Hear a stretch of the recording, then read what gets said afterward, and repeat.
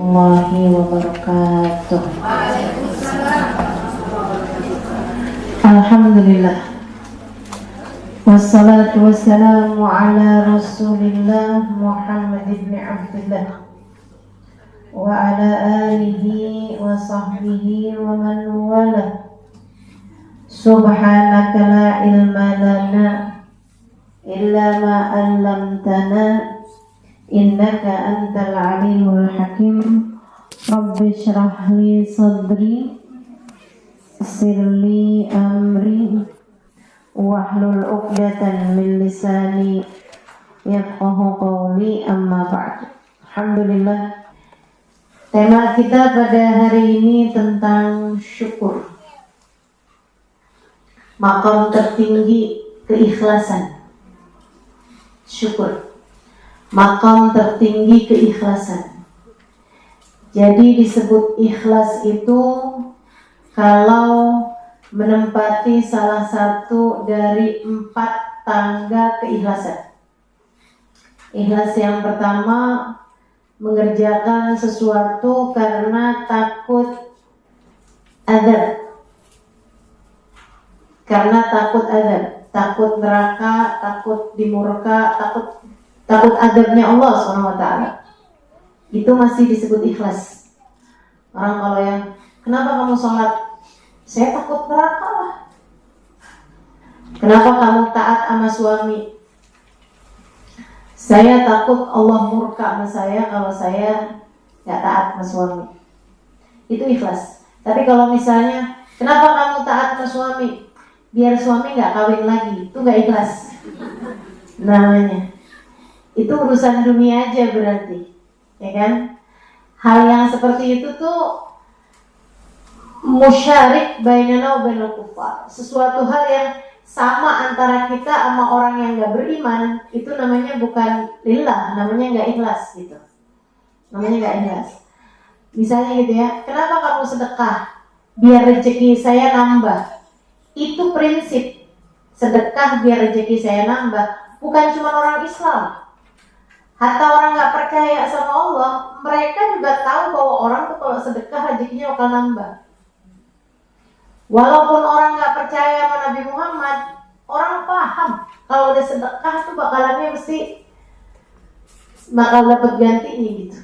Jadi orang kalau misalnya, saya ikhlas kok gitu, saya sedekah biar rezeki saya banyak, nah itu namanya gak ikhlas.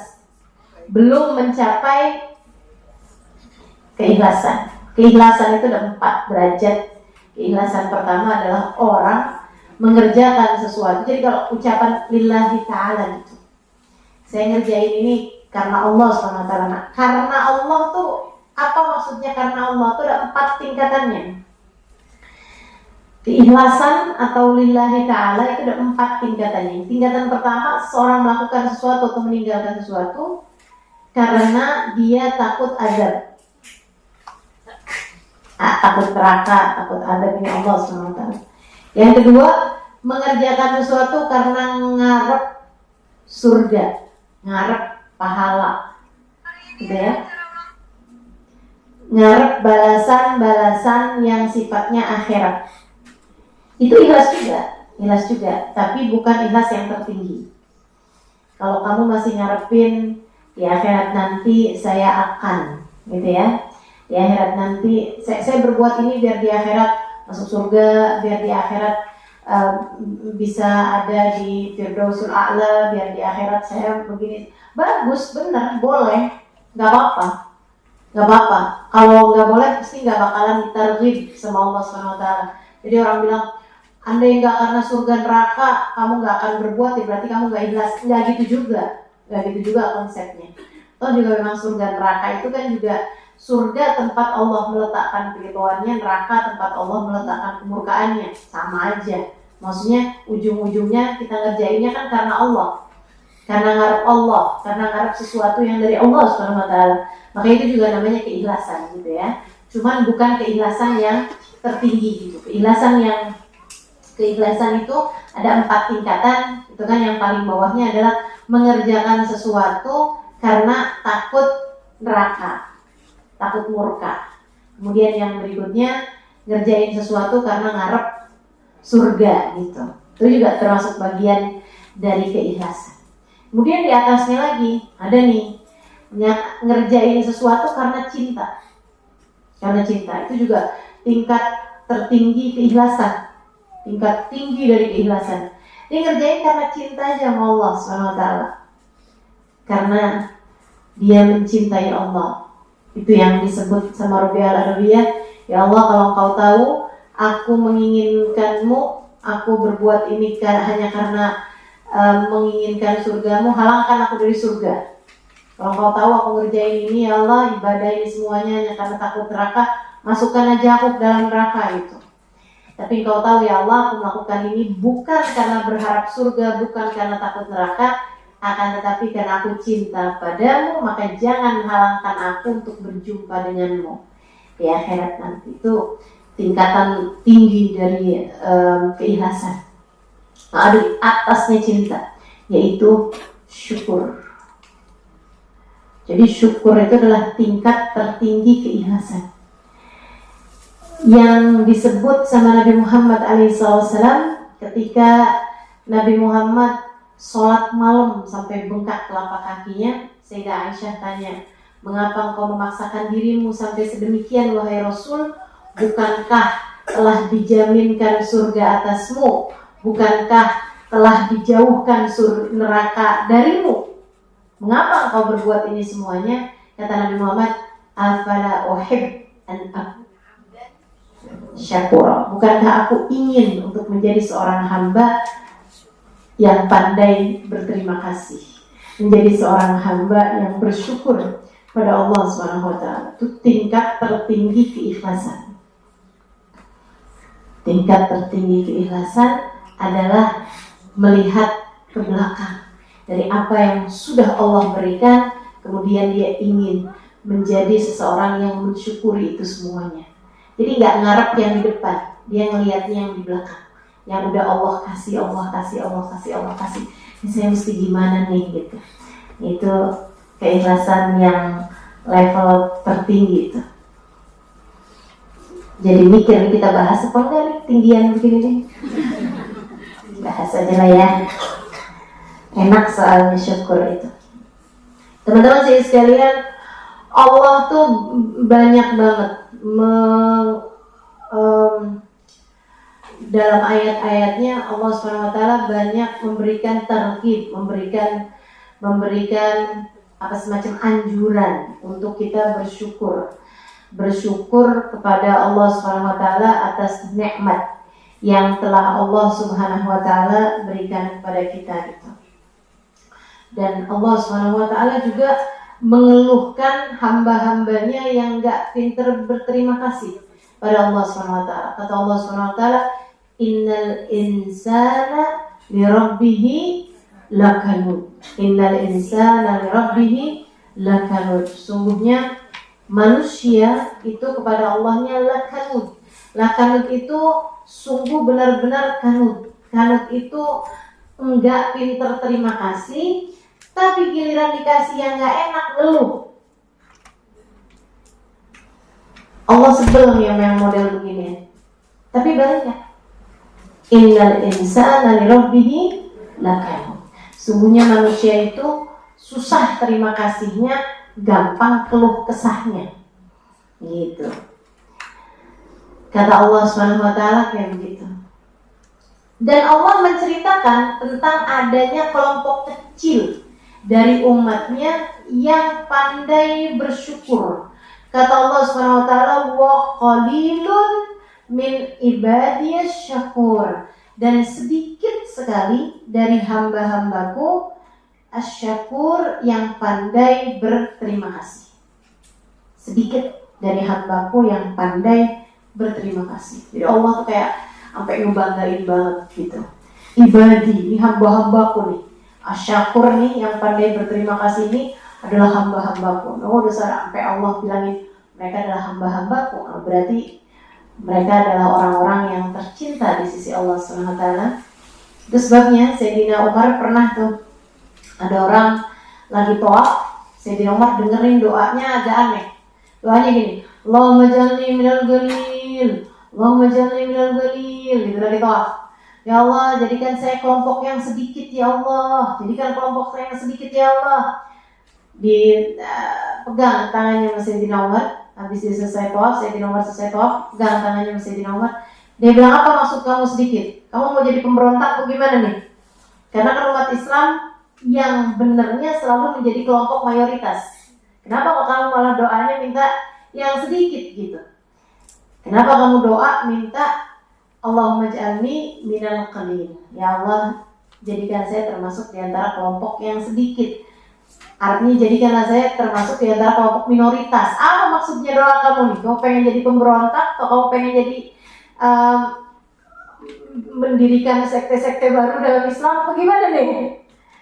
Terus dia bilang, bukankah kita baca dalam Al-Quran wa qalilun min ibadiyash syakur, dan sedikit sekali hambaku yang pandai berterima kasih. Saya ingin menjadi salah satu di antaranya. Wahai Amirul Mukminin Umar bin Khattab. Kata Sayyidina Umar, wah kalau itu sih saya juga. Mau juga saya jadi hamba-hambanya yang pandai bersyukur, pandai berterima kasih. Ajibtu min halil mu'min, kata Nabi Muhammad. Aku kagum sama keadaannya orang mukmin. Ini tulia fasabar falahul jannah, wa in un'ima fasyakur falahul jannah. Siapa yang diberi ujian, dikasih hal yang gak enak, kemudian dia bersabar, dia dapat surga. Siapa yang disenengin, kemudian dia bersyukur, dia juga dapat surga. Enak nih, orang mukmin, kata Nabi Muhammad. Orang kalau beriman enak semua. Dikasih sedih, dia mampu bersyukur, dia mampu bersabar, dia dapat surga. Dikasih hal yang menyenangkan, dia mampu bersyukur, dia juga dapat surga. Dikasih sakit dan dia sabar, dia dapat surga. Dikasih sehat dan dia syukur, dia juga dapat surga. Dikasih miskin, dia sabar, dia dapat surga. Dikasih kaya, dikasih miskin, dia sabar, dia dapat surga. Dikasih kaya, dia syukur, dia juga dapat surga. Dikasih lapar, dia sabar, dia dapat surga. Dikasih kenyang, kasih makan, dia syukur, dia juga dapat surga. Enak semua. Enak semua. Enak semua. Orang mukmin itu kayak gitu, kata Nabi Muhammad, senang jadi orang mukmin. Dalam segala keadaan dia bisa nyari surga. Gak ada posisi yang bikin dia gak bisa nyari surga. Kasih apa aja bisa nyari surga. Makanya para ulama membahas tuh, mana yang lebih utama antara syukur atau sabar. Katanya Imam Ghazali dalam kitabnya sesudah menyampaikan pendapat para ulama, ada yang bilang sabar lebih afdal, ada yang bilang syukur lebih afdal. Imam Ghazali terus bilang, sebenarnya tuh ya, emang yang namanya orang mah pasti tuh dalam setiap hal-hal yang gak enak, dia gak cuma perlu sabar, tapi dia juga perlu syukur. Karena dalam setiap hal yang gak enak juga kita pasti mendapati sisi-sisi yang positifnya, sisi-sisi yang enaknya. Ya kan begitu? Maka dia juga harus bersyukur juga gitu. Dan orang kalau lagi bersyukur, dia juga pasti sabar lah. Karena dalam setiap hal-hal yang enak-enak sekalipun, pasti ada hal gak enaknya gitu. Udah pasti. Misalnya nih ya, saya kasih tahu. Orang tuh kalau dikasih kenikmatan baru, pasti ditarik kenikmatan yang lain. Misal, sebelum nikah, kamu pengen nikah, ya, orang belum nikah pengen nikah, karena dia pikir nikah tuh ada kenikmatan-kenikmatan yang lainnya, kenikmatan bersama dengan suami, kenikmatan membina rumah tangga, kenikmatan disayang, kenikmatan ada banyak lah kenikmatan bersama dengan suami dalam hubungan rumah tangga. Itu ada kenikmatannya, tapi pasti juga ada banyak kenikmatan lain juga yang Allah ambil. Kenikmatan kebebasan, kenikmatan tidur gak ada yang bangunin, kenikmatan bisa ngatur hidup sendiri, ya kan? Kayak misalnya orang punya anak, nikmat teman-teman, pasti ada banyak kenikmatannya dengan punya anak, begitu kan? Tapi ada banyak kenikmatan yang diambil karena anak, ya kan begitu?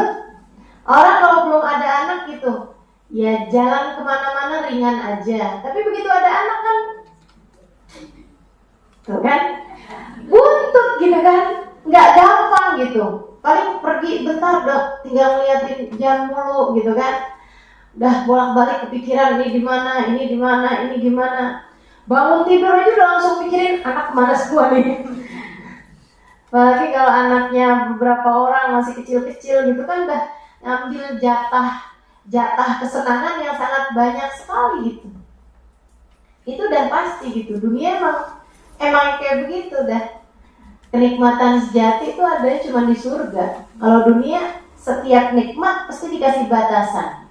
Dan setiap nikmat baru pasti ada diambil kenikmatan yang lainnya gitu. Kenikmatan yang sudah Allah kasih sebelumnya. Nah itu udah pasti tuh sifatnya dunia tuh kayak begitu. Anda melihat orang kalau bersyukur, itu yang saya lihatin adalah orang-orang yang paling bahagia hidupnya.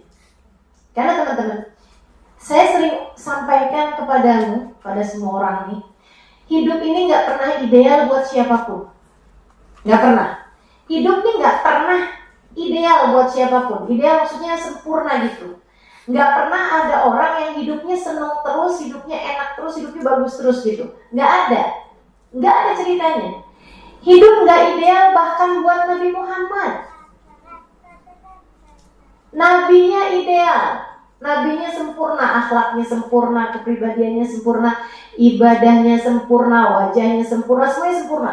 Tapi dunia buat Nabi Muhammad jauh dari kata-kata ideal. Gimana mau bisa kita bilang ideal dunianya Nabi Muhammad?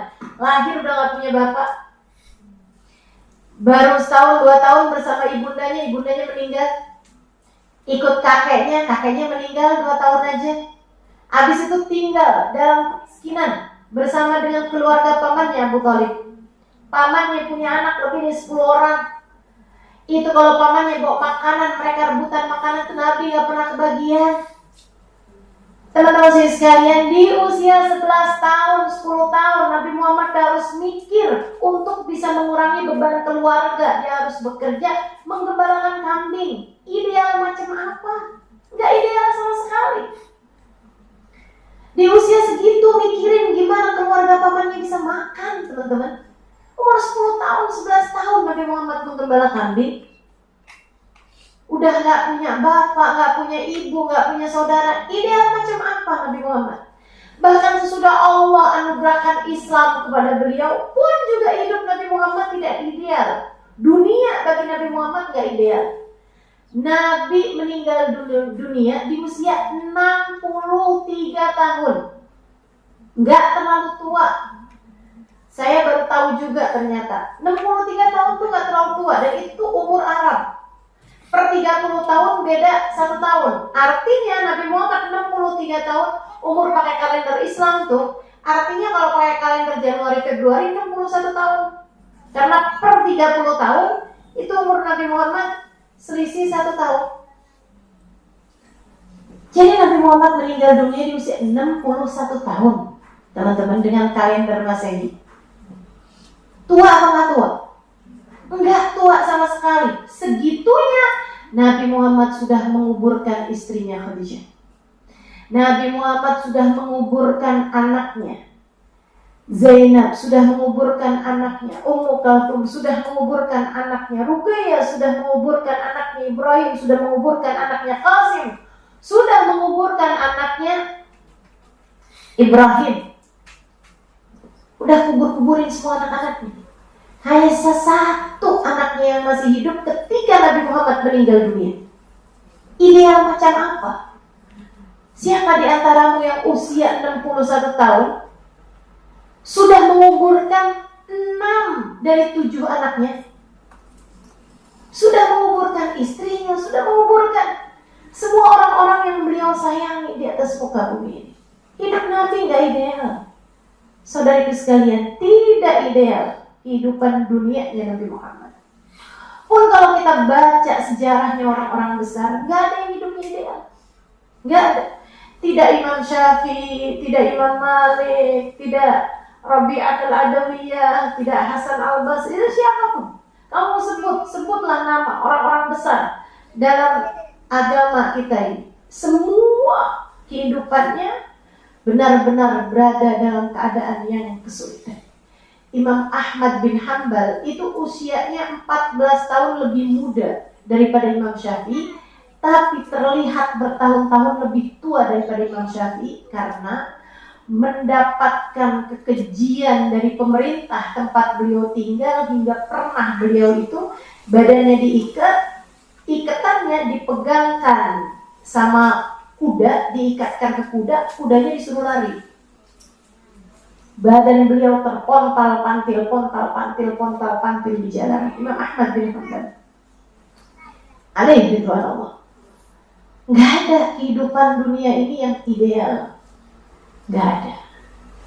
Jadi kalau kamu mau tahu siapa orang yang hidupnya di atas muka bumi ini paling bahagia, bukan dia yang dapat ujian paling sedikit, bukan. Bukan pula dia yang kehidupannya paling sederhana gitu, bukan juga. Bukan juga dia kehidupannya paling mewah gitu, bukan. Siapa yang hidupnya paling menyenangkan di atas muka bumi ini adalah orang-orang yang mampu mensyukuri sakit sebagaimana orang lain mensyukuri sehat.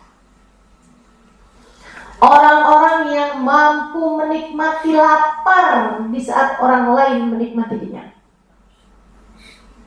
Mereka adalah orang-orang yang mampu bersyukur dalam segala keadaan. Mereka yang hidupnya paling bahagia. Mereka yang sudah berada dalam surga sebelum surga pada nantinya. Itu sebabnya kenapa Allah ketika menceritakan tentang hamba-hamba tercinta di sisinya, Allah menggunakan kata-kata an'amallahu alaihim. Seperti yang kita bilang, ihdinas siratal mustaqim. Allah tunjukkan kepada kami jalan yang lurus. Jalan yang lurus, jalannya orang soleh. Apa kita sebut jalannya orang soleh? Siratal ladina an'amta alaihim. Orang-orang yang dikasih nikmat paling banyak ya Allah. Yang dikasih nikmat paling banyak siapa? Menurutmu teman-teman? Yang duitnya paling banyak, yang hartanya paling melimpah ruah, bukan. Mereka yang mampu mensyukuri apapun dalam segala keadaan.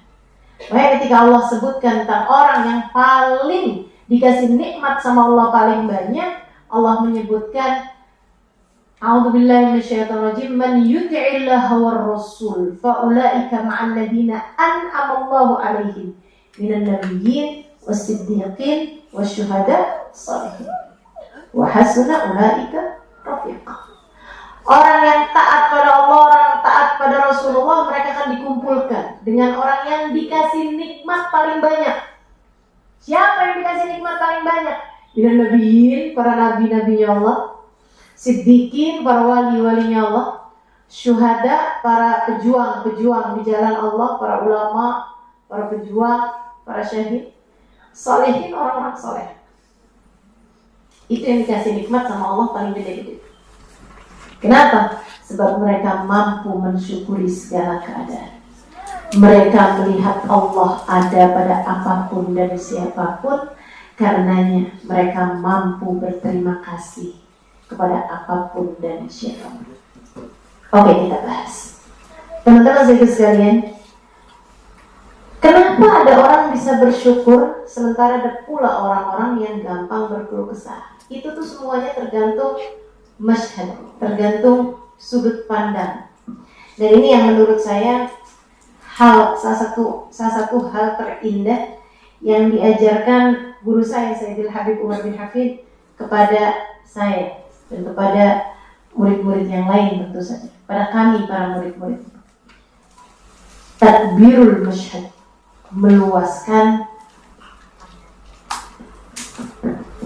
meluaskan sudut pandang.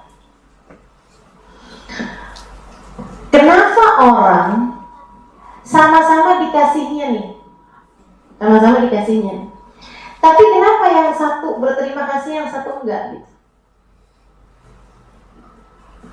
Kenapa ada orang, ini kayak ibaratnya ya, duduk sama-sama nih di sini. Ada yang ngerasa bahwa alhamdulillah hari ini bisa duduk di majelis taklim. Ada juga yang, ini kapan sih selesainya ya? Ya saya punya banyak urusan, ya sudah nih ngomong lama banget tuh kayaknya nih. Saya pesannya nih kayak misal gitu. Orang itu menikmatinya duduk di sini tergantung, bukan tergantung seberapa dekat dengan AC dia duduk, bukan tergantung dari apakah dia dapat sandaran atau enggak dapat sandaran gitu kan. Tapi rasa ketika duduk di sini itu, teman-teman sekalian, rasanya itu apakah dia merasa nikmat apa enggak nikmat tergantung dari masyhad itu tadi, sudut pandang. Tergantung daripada sudut pandang. Kamu melihatnya dari sisi mana gitu. Nah, ada hamba-hamba Allah Subhanahu wa ta'ala yang dalam keadaan apapun yang dia lihat yang bagus nih gitu. Yang dia lihat tuh yang cakepnya. Mereka itulah ahli-ahli syukur. Mereka itulah ahli-ahli syukur. Orang yang pandai bersyukur itu bukan berarti mereka nggak dapat ujian dalam hidup, bukan. Bukan berarti mereka, iya sih dia bersyukur, dia enak terus hidupnya, pasti dia bersyukur. Enggak teman-teman. Weh, dia kaya, dia punya suami, sayang sama dia, suaminya nggak kawin lagi, suaminya cakep, suaminya sayang sama anak-anaknya, ini dia bersyukur, kurang apa lagi hidupnya. Ada kan kita suka dengar istilah-istilah kayak begitu gitu. Padahal nggak gitu teman-teman sedikit sekalian, nggak gitu. Saya banyak ketemu orang-orang yang kaya, ketika cerita sama saya isinya penderitaan. Penderitaan isinya. Hidupnya menderita, penuh dengan permasalahan, apalah segala macam. Ya Allah, saya lihat ribet bener ya kayaknya ya. Saya nggak mau deh jalanin hidup kayak hidupnya dia gitu. Sehingga sekalian, karena memang masalahnya bukan pada hal-hal yang kayak begituan. Bahagia, senang, itu kan sesuatu yang di sini nih tempatnya. Dalam hati kita sendiri, ya kan? Maka orang yang bersyukur adalah orang yang bisa selalu meletakkan sudut pandangnya kepada hal-hal yang indah-indah gitu. Hal-hal yang indah-indah. Gimana tuh bisa nyari sudut pandang yang indahnya tuh gimana? Ketika kita berada dalam keadaan-keadaan yang enggak enak gitu ya, nyari sudut pandangnya ini gimana? Sehingga sekalian yang saya muliakan, barangkali jawabannya adalah apa yang disebutkan oleh Habib Abdullah bin Husain bin Tahir, wa kullu fi'lik jamil. Wa kullu fi'lik jamil. Ya Allah, semua perbuatanmu adalah indah. Syukur itu erat kaitannya sama iman. Ketika kamu tahu bahwasanya apapun datangnya dari Allah, siapapun adalah hambanya Allah, tak ada yang dapat terjadi kecuali dari Allah. Kemudian kamu cinta kepada Allah, maka yang dari yang kita cinta semuanya indah. Kamu cinta sama anak kamu cubit pipi kamu aja kamu senang. Anak kamu pukul kamu, anak umur 1 tahun, umur 2 tahun gitu kan, datengin mamahnya, kemudian dicubit mamahnya, dipukul mamahnya, sakit, tapi kamu senang. Tangan kamu masukin ke giginya, kamu liatin, baru tumbuh gigi gitu. Tahu-tahu gigi kamu, tangan kamu digigitnya, sakit apa nggak sakit? Sakit. Jadi sekalian, bayangkan kalau itu dikerjakan orang lain. Tetangga kamu gigit tangan kamu kayak gitu. Apa kira-kira ya perasaan kamu? Tapi ketika yang mengerjakan itu adalah anak kamu, belahan hati kamu, jantung hati kamu, digigit aja kamu kesenangan. Saya nggak pernah lihat ada ibu-ibu digigit sama anaknya digampar. Nggak pernah lihat saya. Yang ada malah kamu merasa lucu aja gitu, seneng aja kamu. Kenapa gitu? Karena yang melakukan itu adalah orang yang kamu sayang sama dia, kamu cinta sama dia, dan kamu tahu dia pun juga mengerjakan itu bukan karena benci, tapi karena cinta. Ketika suami kamu melemparkan bantal kepadamu, yang nggak panci juga ya, nggak piring juga, bantal gitu kayak lagi seneng, kemudian dia bantal, apa sih kamu gitu, ya kamu sakit misalnya gitu, tapi kamu seneng aja, pilih pengantin baru gitu kan, cubitin sama sangannya, sama suaminya, pegang-pegang hidungnya gitu. Suami itu banyak, kalau masih pengantin baru tuh, kita tidur di tangannya berjam-jam, dia gak kenapa-napa. Cobain 10 tahun kawin, cobain. Teman-teman sekalian, kullu fi'lin jamil, perlakuan dari orang yang kita cinta itu beda kita nerimanya. Nah, ada kekasih Allah, hamba-hamba tercinta di sisi Allah. Mereka melihat wa kullu fi'lin jamil. Ya Allah, semua yang darimu selalu indah. Semua yang darimu selalu indah. Dan yang lihat, bahkan angin tak dapat bertiup kecuali dengan izinnya. Bahkan hujan tak dapat turun kecuali dengan izinnya. Dia yang menentukan semuanya, kapan hujan, kapan terang. Maka dia lihat hujan, dia senang. Dia lihat terang, dia senang. Belum fi'lik jeli. Dia dibikin sakit, dia senang. Dia dibikin sehat, dia senang. Dikasih apa aja sama Allah, dia senang. Kenapa? Dia lihat Allah pada semuanya. Dia lihat semuanya nih yang ngasih Allah Subhanahu wa ta'ala. Makanya dia syukuri semuanya, disenengin semuanya. Disenengin semuanya. Mereka itulah orang-orang yang hidupnya paling bahagia. Mereka itulah orang-orang yang hidupnya paling bahagia. Kebayang gak sih? Kayak gimana bahagianya orang yang dikasih sakit itu dia bahagia, dikasih sehat lebih bahagia lagi, tapi dikasih sakit aja dia bahagia. Pernah ada satu orang, dia itu kena sakit yang udah berat banget sampai dikeluarin dari rumah sakit. Dan dia gak punya keluarga, gak punya sesiapa. Dia ada di jalanan, di luar rumah sakit gitu ya, di luar tempatnya orang ngurusin orang sakit, di luar. Itu udah nggak ada lagi yang dipeduliin, nggak ada orang peduli sama dia. Seorang perempuan, nggak ada yang peduli sama dia, nggak ada keluarganya nyamperin dia, nggak ada sesiapa.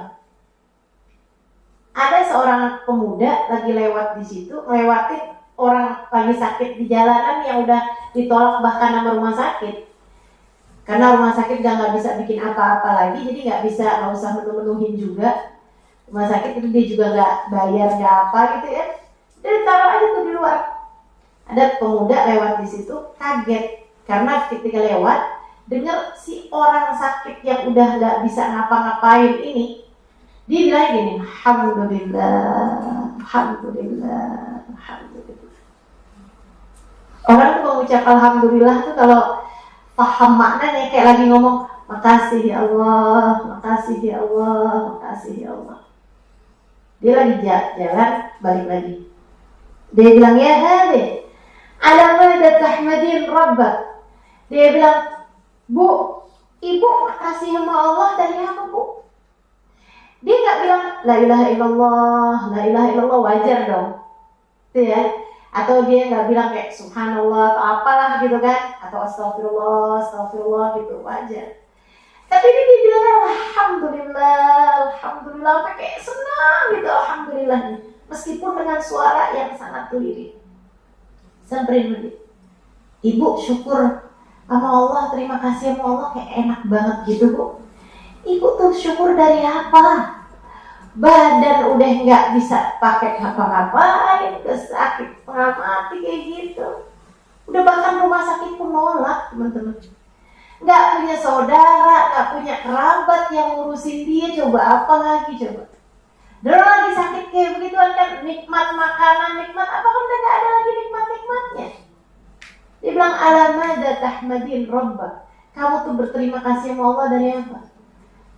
Dia bilang alhamdulillah alladzi ja'ala li lisanan dzakira wa qalban syakira.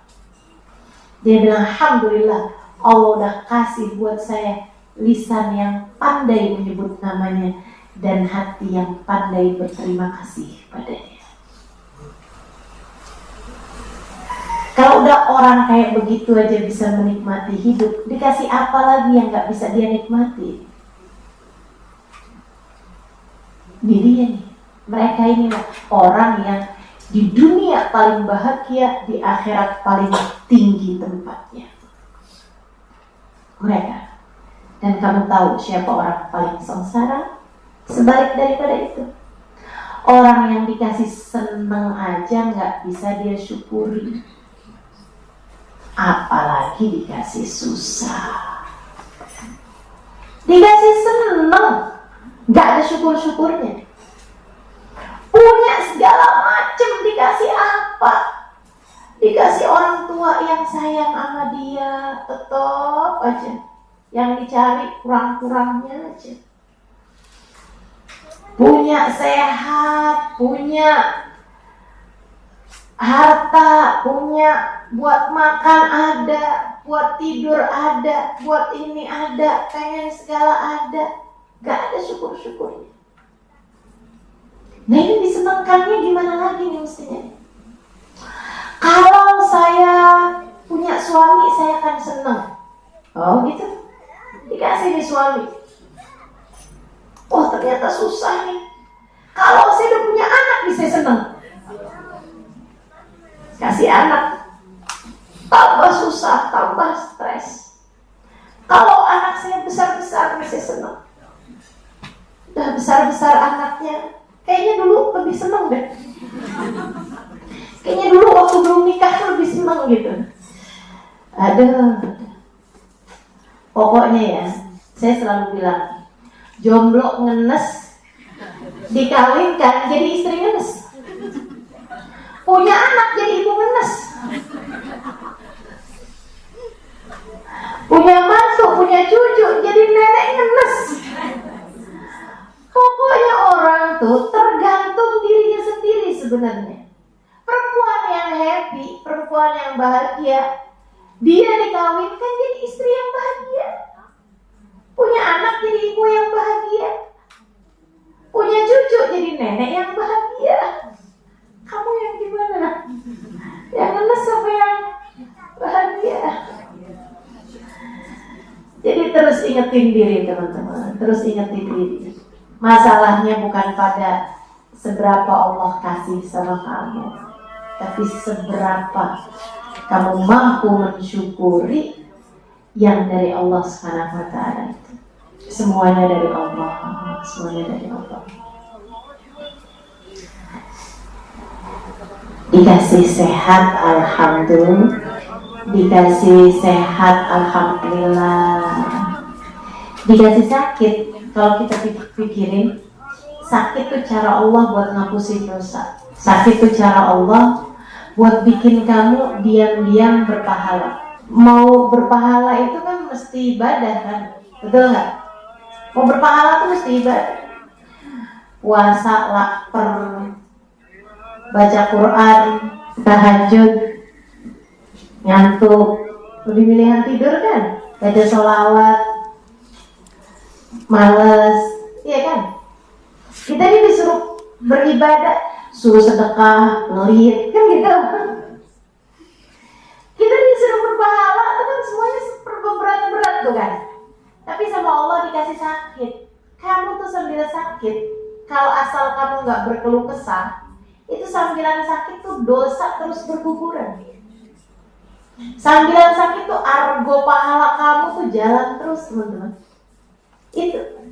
Makanya kalau kamu lagi dibikin sakit, iya sih emang rada males ibadah, sampai sama Allah kasih sakit biar diam-diam berpahala. Jadi senang. Alhamdulillah. Apalagi kalau kita ingat sakit bikin kita ngapusin dosa. Alhamdulillah, emang sih dosanya banyak kasih sakit Pak. Alhamdulillah, makasih ya Allah, makasih. Sakitnya di dunia aja ya Allah, di akhirat gak usah lagi. Makasih ya Allah, makasih ya Allah. Itu namanya sudut pandang, buat ngelihat Allah ada pada segala. Apalagi kalau kamu mikir begini, semua orang hambanya Allah. Meskipun mereka berbuat sesuatu, pada akhirnya tak ada yang terjadi kecuali yang telah ditetapkan Allah. Ya, meskipun mereka berbuat sesuatu, pada akhirnya tak ada yang terjadi kecuali yang telah ditetapkan Allah. Sehingga sekalian saya muliakan, semuanya dari Allah SWT, termasuk semua orang ini kan hambanya Allah. Kalau ada orang bikin baik sama kamu, alhamdulillah, emang sepatutnya kamu syukuri. Nggak usah kamu cari-cari hal-hal yang bikin kamu jadi curiga nih, kayaknya jangan-jangan dia bikin baik, ini mau buat begini biar begini. Itu jadi urusan antara dia sama Allah lah, kamu terima aja. Kalau ada orang bikin baik, maksudnya ada orang ngasih sesuatu, ada orang memberikan perhatian, sayangin, ini itu, alhamdulillah, nggak usah kamu curigain. Kan gitu ya?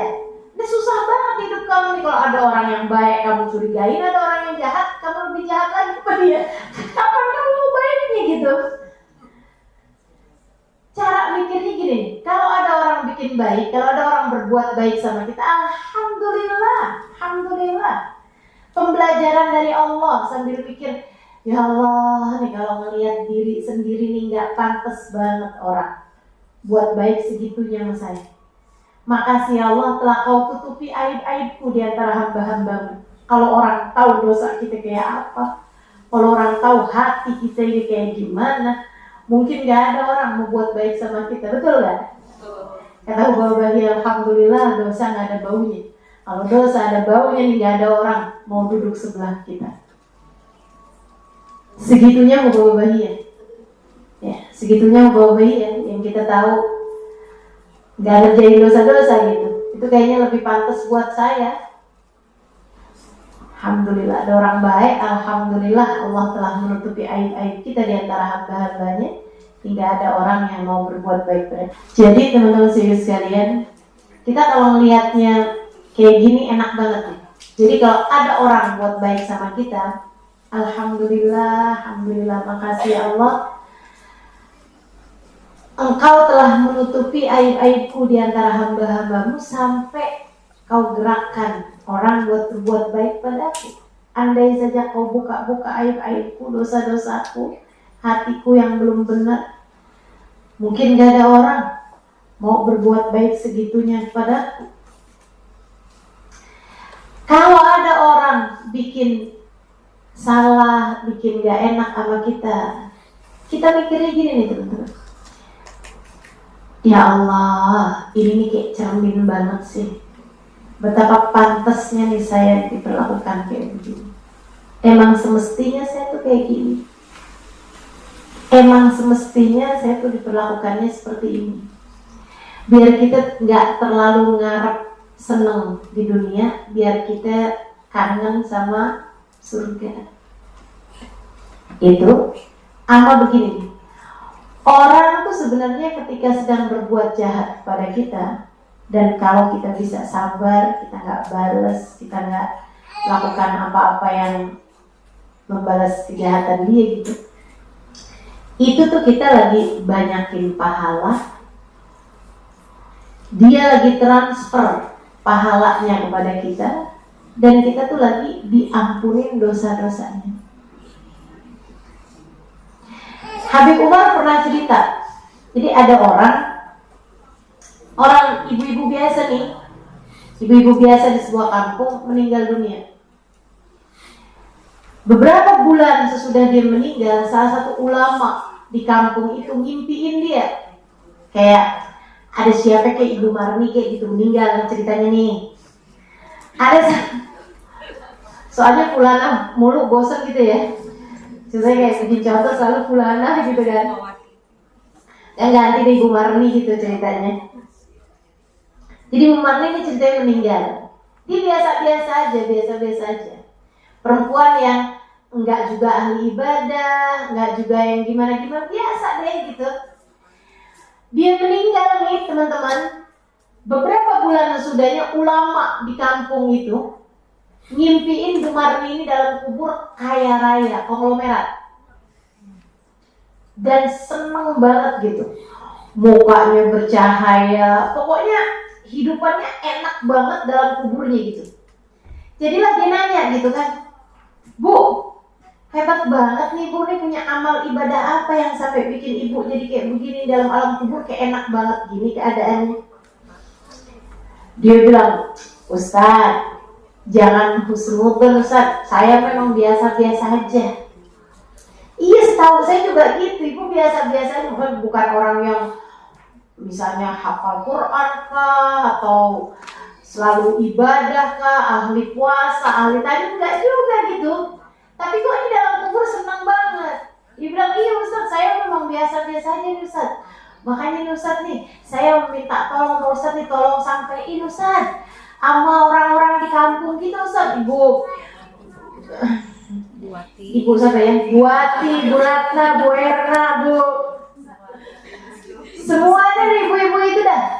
Kirim salam saya sama mereka semuanya Ustaz. Bilangin sama mereka makasih. Tiap hari mereka ngomongin saya dulu. Jadi saya ini sekarang Ustaz dibales bukan dari ibadah saya, tapi dari ibadah mereka. Allah ambilin pahala ibadah mereka tiap hari, ngaji, duha, sedekah, tahajud, puasa. Allah kirimin ke saya, bilangin makasih Ustaz, bilangin ke mereka, teruskanlah.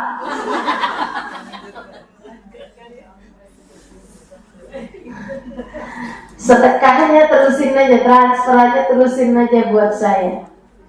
Kalau kita tahu bahwa orang itu ketika berbuat jahat sama kita sebenarnya lagi ngirimin pahala buat kita, kayaknya daripada kita marah-marah, daripada kita sakit hati, daripada kita baper, mendingan terima kasih deh. Mendingan syukur gitu. Alhamdulillah gitu. Alhamdulillah. Itu tadi yang saya bilang, sedekah kita pelit, tahajud kita ngantuk, puasa kita lapar, baca Quran kita malas, ya kan? Terus ada yang transfer sama kita, gimana tuh? Makasih banget. Makasih banget. Jadi kalau bilang gitu kan, si fulan itu jelek-jelekin kamu, iya, alhamdulillah. Dia ngata-ngatain kamu, iya, alhamdulillah. Ada orang lagi ngomel-ngomel, marah-marah sama kita, alhamdulillah. Enak tuh kita tuh. Pandai berterima kasih. Dengar, enak kan jadi orang mukmin? Enak banget. Udah teman-teman, itu dia tuh. Mereka nih, para hamba-hamba tercinta Allah, mampu melihat bahwa semua orang adalah hambanya Allah. Tidak ada yang dapat terjadi kecuali dengan izin Allah. Dia mampu melihat Allah pada apapun dan siapapun. Makanya dia selalu bisa bilang, wa kullu fi'lik jamil. Apapun yang kau kerjakan ya Allah, semuanya indah. Semuanya cakep semua. Alhamdulillah. Alhamdulillah. Alhamdulillah. Gitu. Saya banyak ketemu orang-orang yang kayak begitu ditarik. Dan juga di Indonesia, selalu mengagumkan saya orang-orang yang dengan segala keterbatasan, mereka tidak melihatnya sebagai sebuah batasan, melainkan melihatnya sebagai sebuah kesyukuran. Apaan aja disyukurin gitu, apaan aja disenengin gitu. Apapun yang dari Allah kayak indah semuanya gitu. Insyaallah. Umi saya lagi pandangan matanya udah gak bisa lihat tuh. Berapa tahun sebelum meninggal, kayak 4 tahunan gitu sebelum meninggal, matanya bisa lihat. Umi, dioperasi aja yuk biar bisa lihat lagi gitu. Kata Umi, udah lama Umi bisa lihat, udah cukup lah gitu. Tapi terus akhirnya kita bujuk-bujuk juga. Umi gara-gara gak bisa lihat nih apa yang Umi berat gitu. Umi cuma berat gak bisa baca Quran. Nih kalau dioperasi Umi bisa baca Quran. Emang iya? Iya, operasinya sebentar, 15 menit gitu. Akhirnya buat ngebujukin Umi itu kita sampai datengin orang-orang tuh yang udah operasi katarak. Kita kenalin ke Umi gitu kan. Umi pertanyaannya gitu, udah operasi? Udah. Asalnya gak bisa lihat? Enggak. Sekarang udah bisa baca Quran? Pertanyaan Umi kayak gitu. Dan semua jawabannya tuh, udah Mi, alhamdulillah Mi, bisa baca Quran lagi. Oh gitu. Ada satu orang gini, udah bisa baca Quran? Enggak Mi, saya emang gak bisa baca Quran. Jadi emang dia gak bisa baca Quran. Jadi walaupun habis dioperasi tetap gak bisa baca Quran kan. Terus Umi pertanyaannya gini, nah terus ngapain dioperasi?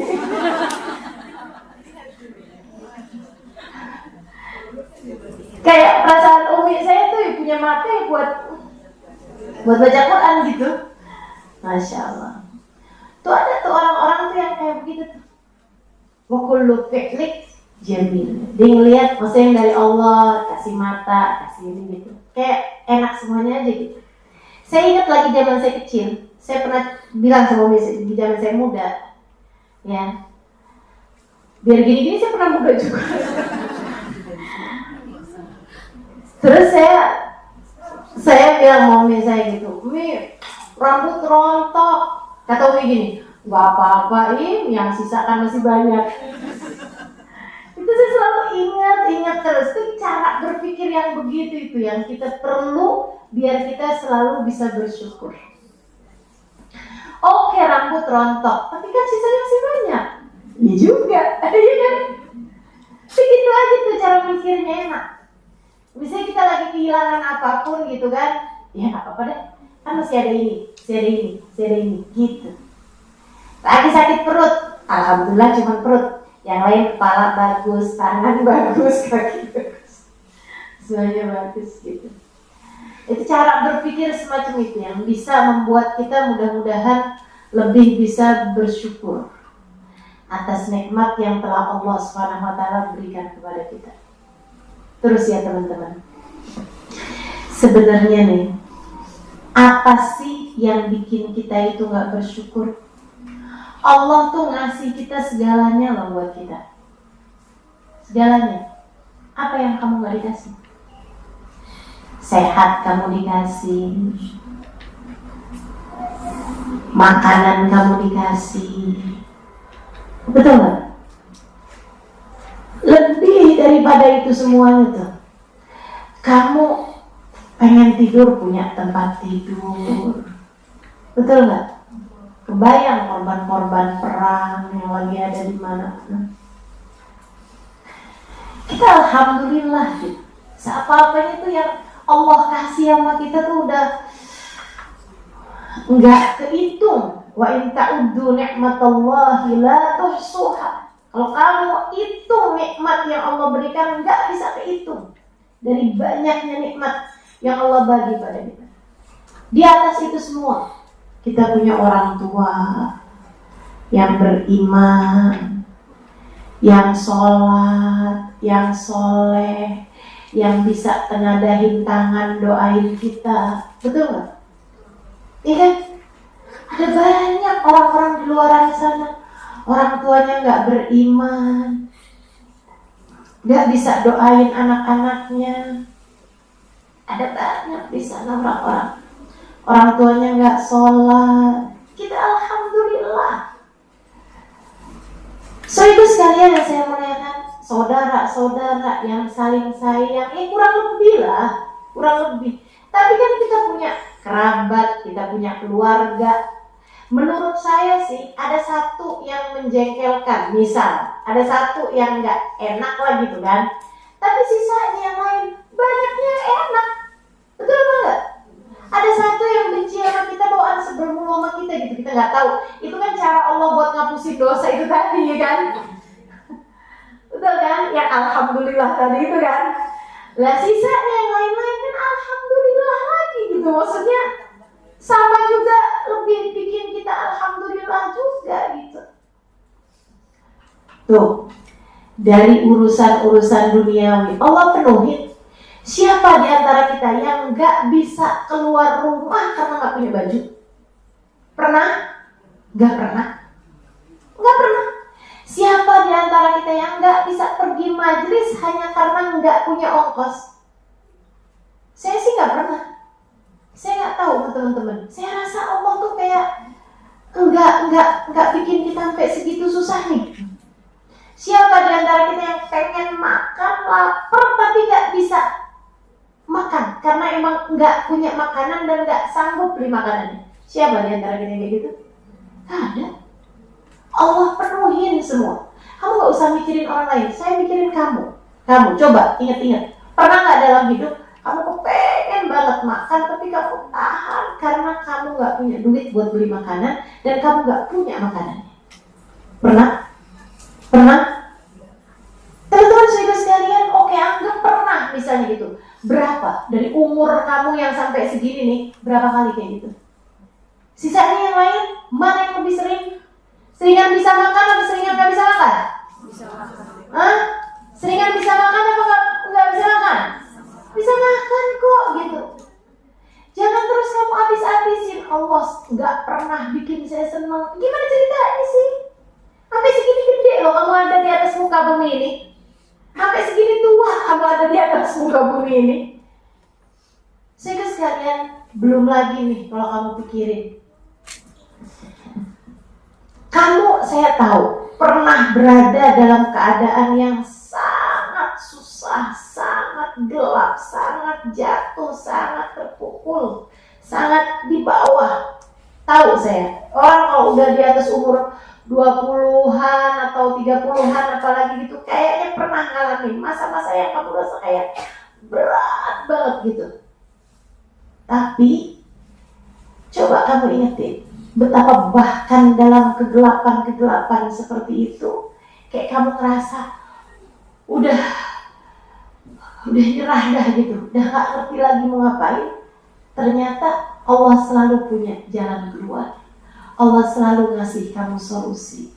Allah selalu kayak narik tangan kamu untuk bawa kamu ke tempat yang lebih baik. Bukan begitu? Iya. Gimana kamu gak syukuri? Di atas itu semua teman-teman saudara sekalian, lihat dirimu itu.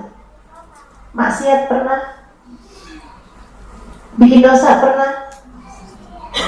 Pernah? Sering. Mata kita bikin dosa, iya. Telinga kita bikin dosa, iya. Tangan kaki kita bikin dosa, iya. Hati kita apalagi langganan bikin dosa. Tapi sampai dengan sekarang Allah masih izinkan kita buat sujud kepadanya, buat sebut-sebut namanya. Teman-teman, pernah nggak kamu sebel sama orang sampai nggak kepengen lihat mukanya? Pernah? Pernah nggak? Pernah kan? Saya pernah sebel sama orang sampai saya nggak sanggup lihat mukanya. Sehingga sekalian, Allah tuh kayak gitu. Allah tuh kalau udah benci sama seseorang, sebel sama seseorang, Allah nggak izinkan lagi dia untuk menghadap kepada Allah dalam salat-salatnya. Pernah nggak kamu sebel sama orang sampai kamu nggak mau sebut namanya? Pernah? Allah kayak gitu. Allah kalau benci sama seseorang, Allah kalau sebel sama seseorang, Allah gak izinkan lagi dia untuk sebut nama Allah Subhanahu wa ta'ala. Dan kita bersama dengan dosa yang gak ada habis-habisnya ini, Allah masih tetap izinkan kita buat sholat. Allah masih tetap izinkan kita buat sebut nama Allah. Allah tetap izinkan kita buat doa, manggil nama Allah, minta sama Allah SWT. Allah masih mau kita berdiri terus di pintunya. Kurang apa nikmat Allah berikan kepadamu? Sampai segitunya kamu gak mau terima kasih sama Allah SWT tuh. Dari apa? Kehidupan, kebutuhan udah dipenuhi terus. Kita nikmat punya orang-orang di sekeliling kita yang sayang sama kita. Kita nikmat punya keluarga, nikmat punya segala macam. Terus kemudian lebih dari semuanya nih, kita sama Allah dikasih iman, dikasih cinta. Dikasih cinta sama manusia paling agung, baginda Nabi besar Muhammad sallallahu alaihi wasallam. Andai karena cintanya kepada kita, andai tidak karena cinta Allah kepada kita, gak akan ditaruhkan rasa cinta di hati kita kepada kasihnya, baginda Nabi besar Muhammad sallallahu alaihi wasallam. Pernah gak kamu sayang banget sama anak kamu sampai kamu jagain? Jangan sampai ada orang-orang gak benar dekat sama anak kamu. Kan begitu caranya. Allah juga kayak gitu. Allah tuh cinta banget sama Nabi Muhammad. Yang dideketin sama Nabi Muhammad, yang punya rasa cinta sama Nabi Muhammad, yang rasa dicintai sama Nabi Muhammad, itu adalah orang-orang yang dianggap Allah tuh baik, dianggap Allah tuh Allah mau ngasih nikmat sama dia gitu. Dan kita dipilihnya.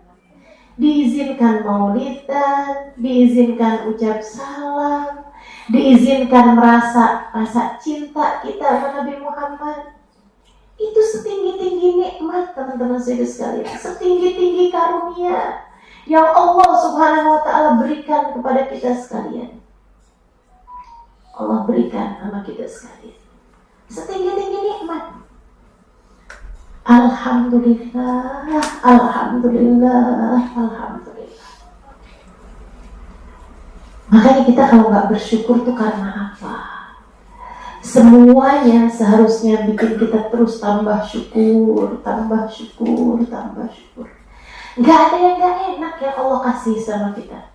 Nggak ada yang nggak enak. Itu ya, kalaupun lagi dikasih sakit, dikasih sulit, dikasih sempit, gitu. Itu kayak lampu lagi dimatiin aja sebentar buat ngingetin kamu nikmatnya terang. Karena kita nih modelannya yang kalau dikasih terang terus kita lupa nikmatnya terang. Sampai ketika gelap baru yang ya ampun iya ya susah ternyata ya alhamdulillah kemarin tuh terang terus gitu. Betul gak? Jadi itu kadang-kadang Allah kasih sama kita itu dikasih sakit biar kamu menikmati nikmatnya sehat, biar kamu lebih menghargai kenikmatan-kenikmatan tersebut. Allah mah bagus semua, masih sama kita tuh bagus semuanya. Alhamdulillah, alhamdulillah, alhamdulillah. Mudah-mudahan kita semua pada jadi ahli syukur semuanya. Mudah-mudahan Allah jadikan kita punya lisan yang pandai bersyukur, punya hati yang pandai bersyukur. Salah satu dari ijazah yang diberikan Nabi Muhammad kepada sahabatnya Sayyidina Mu'ad bin Jabal. Ya Mu'ad, inni uhibbak, fala tada'anna an taghra dubura kulli salat. Allahumma a'inni ala dzikrika wa syukrika wa husni ibadati. Wahai Mu'ad, aku cinta padamu. Jangan lupa untuk baca setiap habis selesai sholat, Allahumma a'inni ala dzikrik wa syukrik wa husni ibadati. Ya Allah, bantu aku untuk selalu menyebut namamu, bantu aku untuk jadi hamba yang pandai berterima kasih, bantu aku untuk bagus dalam beribadah kepadamu ya Allah. Itu mudah-mudahan bisa terus-terusan dibaca. Setiap habis selesai salat tuh zikiran, di antara zikiran yang bisa kita baca, insya Allah. Rabbana zalamna anfusana wa illam taghfir lana wa tarhamna lanakunanna minal khasirin. Rabbana atina fid dunya hasanah wa fil akhirati hasanah wa qina adzabannar. Bi-fadli subhana rabbika rabbil izzati amma yasifun. Salamun alal mursalin walhamdulillahi rabbil alamin.